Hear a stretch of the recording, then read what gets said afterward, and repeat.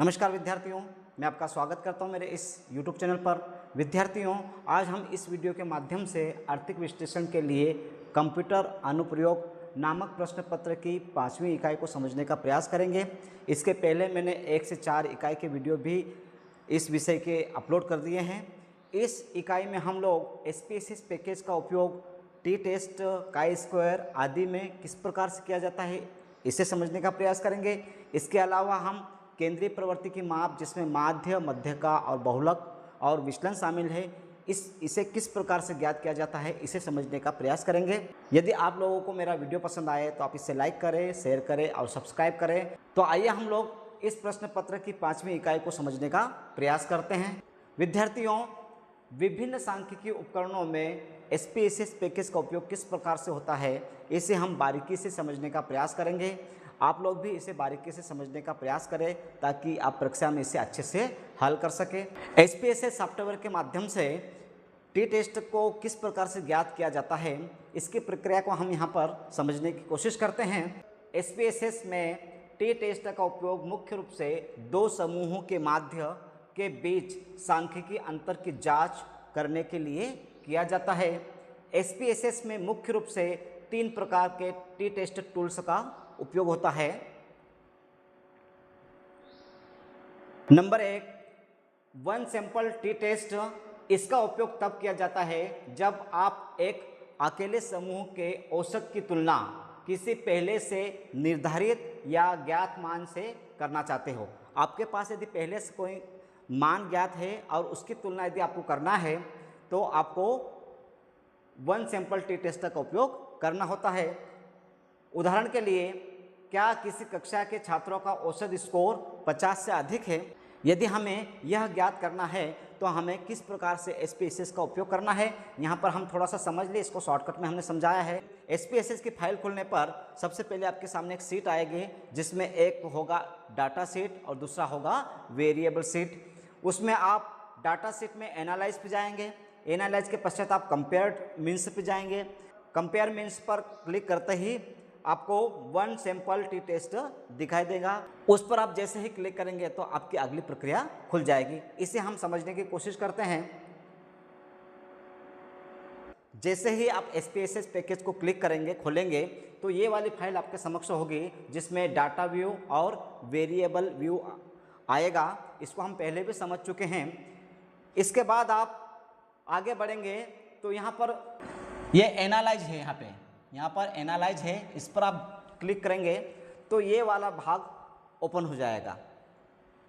Analyse पर click करने पर यह वाला भाग आपके समक्ष खुल जाएगा। इसके बाद फिर आगे बढ़ेंगे आप। जैसे ही एनालाइज वाला भाग खुलेगा उसमें यह भाग खुलेगा, मैंने आपको समझाया अभी। इस पर आपको कंपेयर मीन पे जाना है। कंपेयर मीन पर जैसे क्लिक करेंगे तो ये वाला भाग खुलेगा। कंपेयर मीन पे जैसे ही आप क्लिक करेंगे ये भाग खुलेगा। कंपेयर मीन का जो भाग खुलेगा उसमें हम सबसे ऊपर मीन्स देखते हैं, उसके बाद देखेंगे हम वन सैंपल टी टेस्ट। इस पर आप क्लिक करेंगे तो आपके समक्ष अगला वाला भाग खुल जाएगा और आप आसानी से एनालिसिस कर पाएंगे।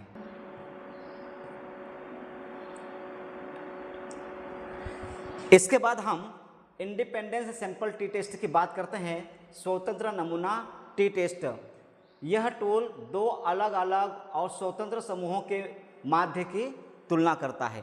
यह वन सैंपल टी टेस्ट की तुलना में दूसरा भाग है।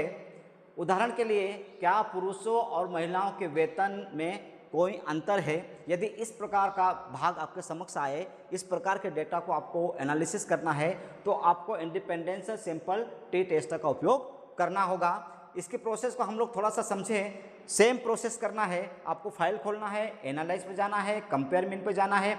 कंपेयर मीन के बाद आपको इंडिपेंडेंस सैंपल टेस्ट पर जाना है। आपको बता दिया गया है कि एनालाइज पे जाना है, फिर कंपेयर मीन्स खुलेगा, उसको खोलना है। कंपेयर मीन्स को जैसे ही हम खोलेंगे तो यहाँ पर आएगा ये वाला भाग जिसमें सबसे ऊपर मीन्स है, उसके नीचे है वन सैंपल टी टेस्ट जिसको अभी हमने समझा है। इसके बाद आता है इंडिपेंडेंस सैंपल टी टेस्ट। यहाँ पर आपको क्लिक करना है तो इसका अगला भाग खुल जाएगा और आप डाटा एनालिसिस आसानी से कर पाएंगे।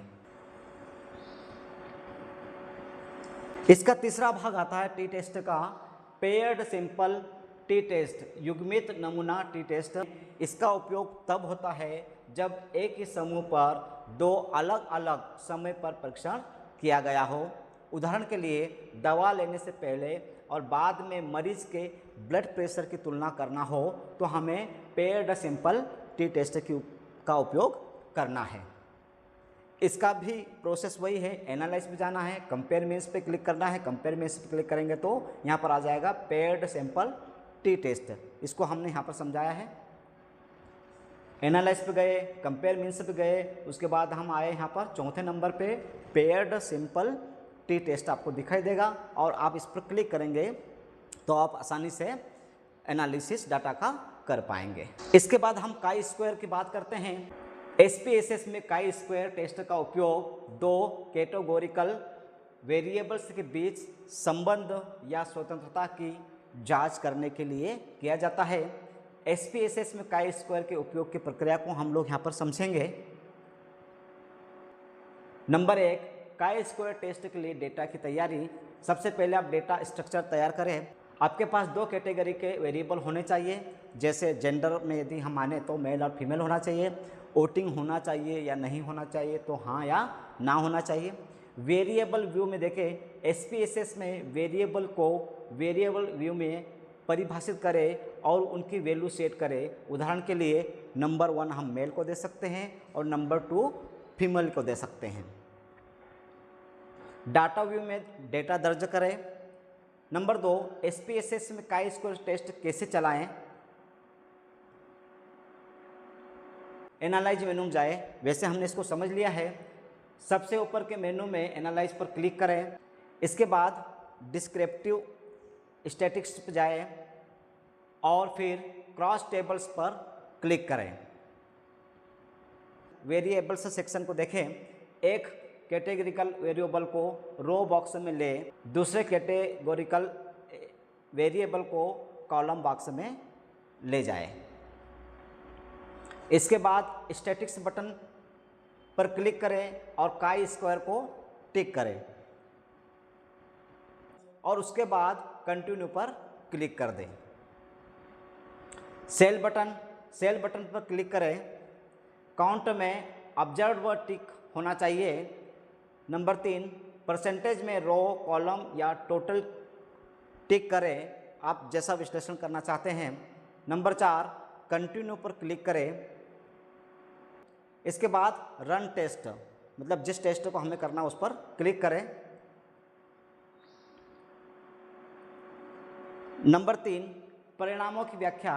SPSS आउटपुट में काई स्क्वायर टेस्ट की टेबल देखें। पर्शियन काई स्क्वायर, इसके टू साइड्स या P वैल्यू देखें।